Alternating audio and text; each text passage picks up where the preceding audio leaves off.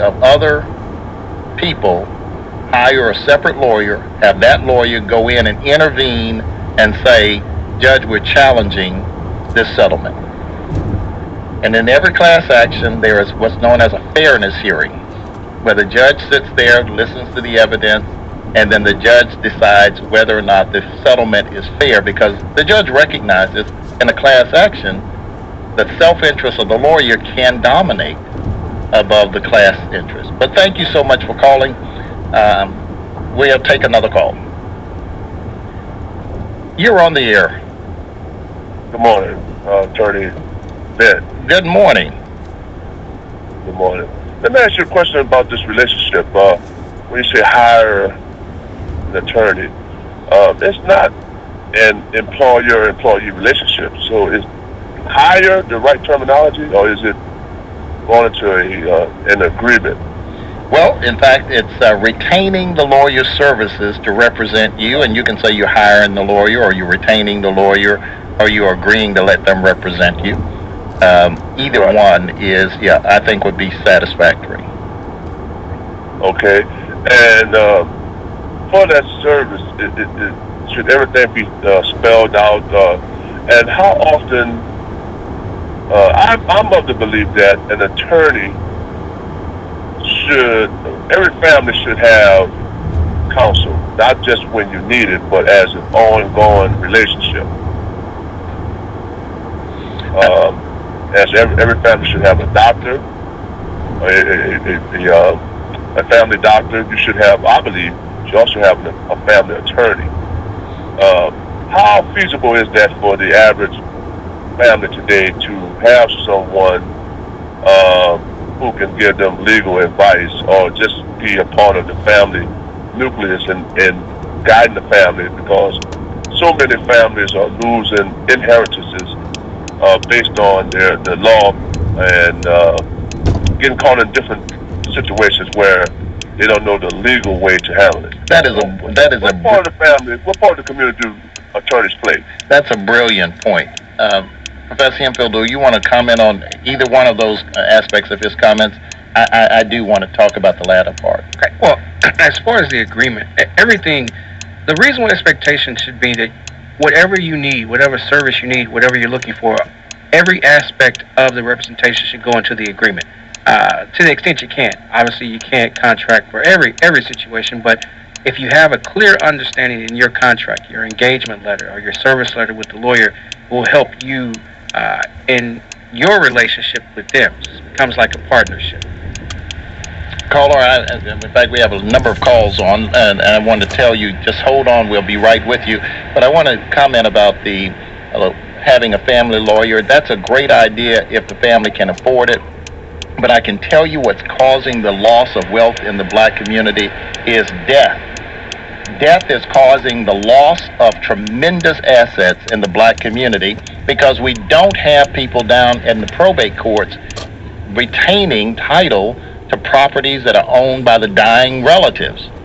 I am ashamed to say that the probate courts are actually allowing so much of the wealth in the black community to be taken away simply, not because the judges are not doing their jobs, but because we don't have lawyers down there fighting for and administering the estates of the deceased. We have elderly individuals who own land, and then they go and they die. And then no one goes down to get the title transferred out of the dead person's name into a family member's name, and guess what happens? 3 years from now, you walk down to that same farm and there's a fence around it owned by somebody who doesn't look like you. And then they claim adverse possession that they own it because you did not go through the probate system to preserve and protect your property. All right, enough. I'm on my high horse on that issue. I want to make sure that we protect at least a little of our wealth in the black community. Let me go to the next caller. Caller, you're on the air. Good morning. Good morning. I heard Professor Hemphill talk about the client relationships involving 1.5 with fees. My question involves potential clients, and that would deal with Rule 1.6 and the confidentiality of information. I wanted to know, how did that affect potential clients? Please, Professor. Well, again, on the potential clients, everything that you talk to the client about A client is confidential.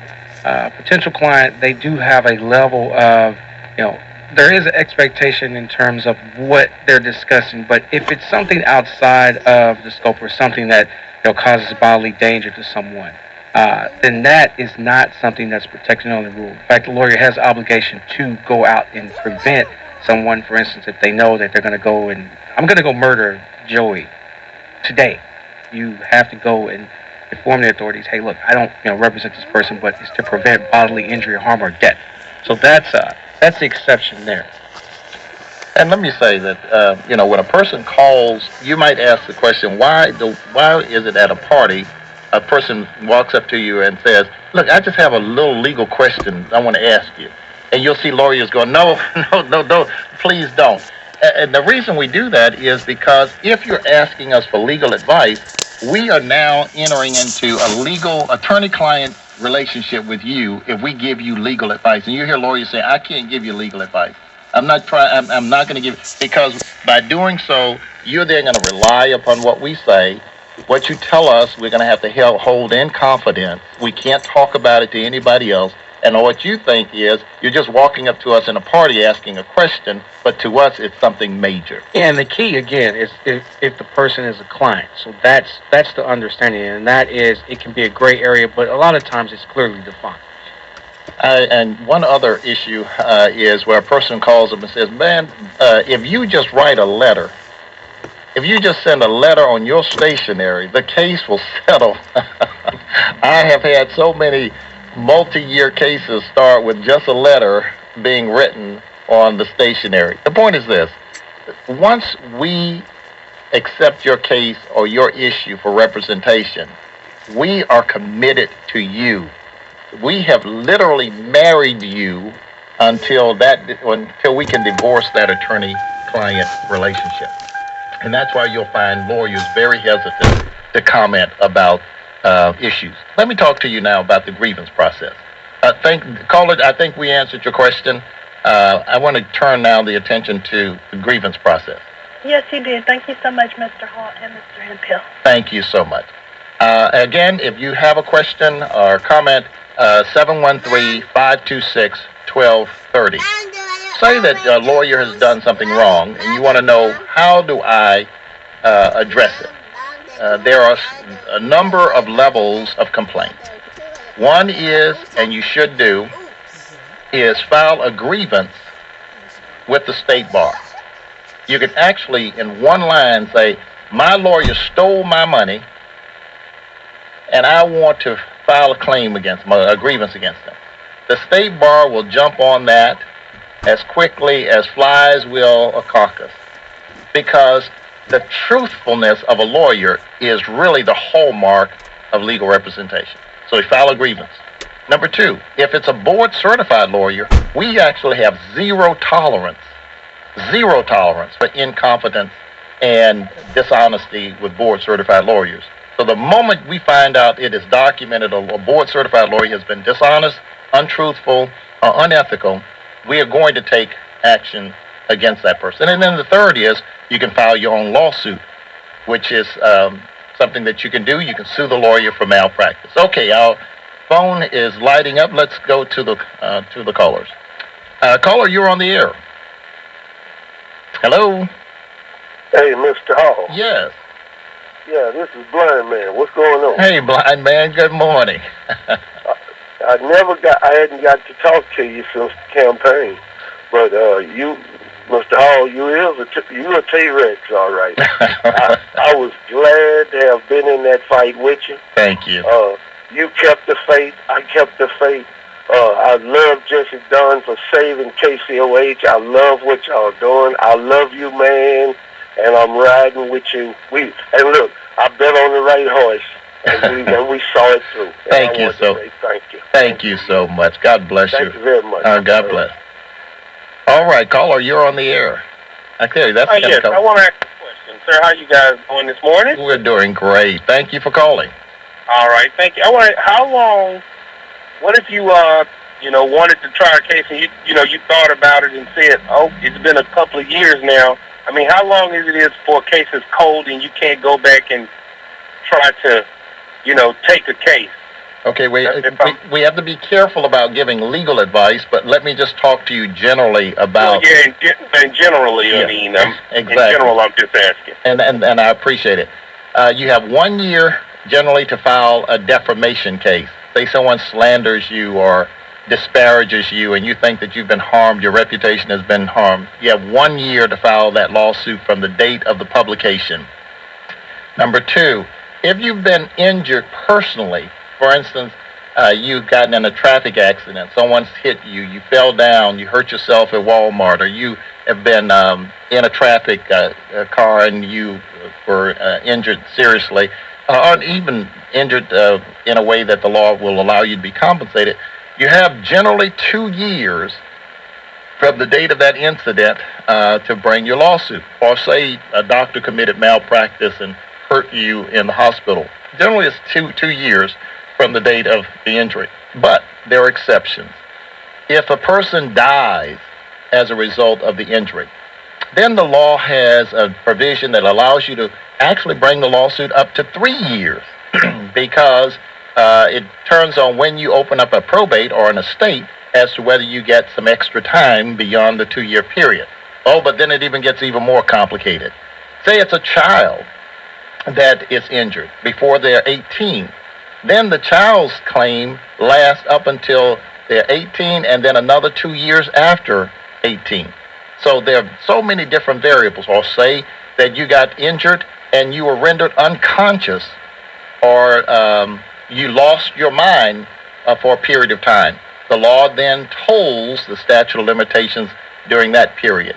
And then if you have a breach of contract, say someone has breached a contract against you, you have 4 years to bring a claim. And then above that, if there's no applicable limitations period, then they have what's known as a residual limitations period that provides you even up to 5 years to bring claims. And if you have a case of child molestation or child pornography, then there is no limitation period in terms of what you can do in terms of recovering damages. That case right now is pending before the U.S. Supreme Court. So I hope that at least that'll give you some framework of the various periods. And if you're really interested in this, these are set forth in statute in the Texas Civil Practice and Remedies Code. So if you go online and just say, I want limitations in Texas, they literally will list them out for you, and you can find out how long you have to bring your respective lawsuit.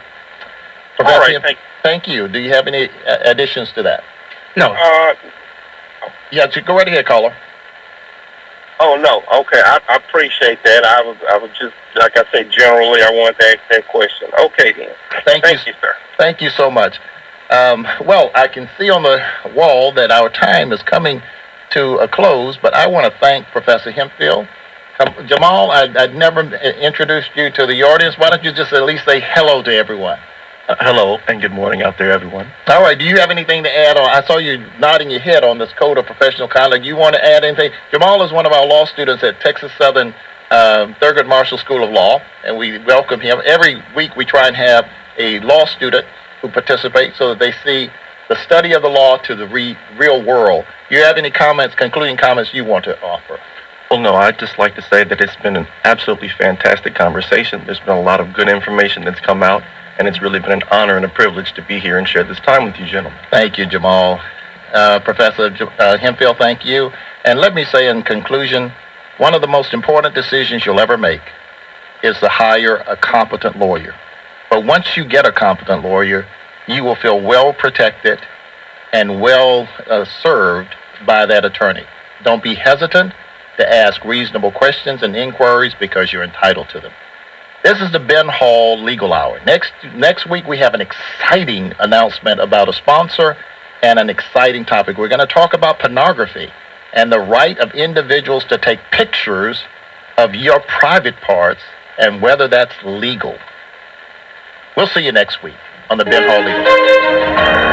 The preceding has been a paid program. The views and opinions expressed on this program represent those of the individuals and not those of the owner or management of KCOH Radio, a Beyond Broadcasting Company.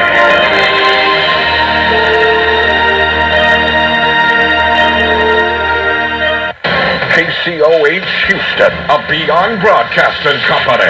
Intelligent, relevant talk, music, and more. The new 1230. This is attorney Joseph Guerrier of the Guerrier Law Firm. Serious injuries deserve a serious lawyer. At the Guerrier Law Firm, we can help you navigate the twists and turns of the civil justice system to get you the recovery you deserve. Don't get lost on the sea of uncertainty. For serious injuries, call the Guerrier Law Firm, your anchor in the storm. 713-533-9077. That's 713-533-9077. Or visit us at www.guerrierlaw.com. Call the Guerrier Law Firm.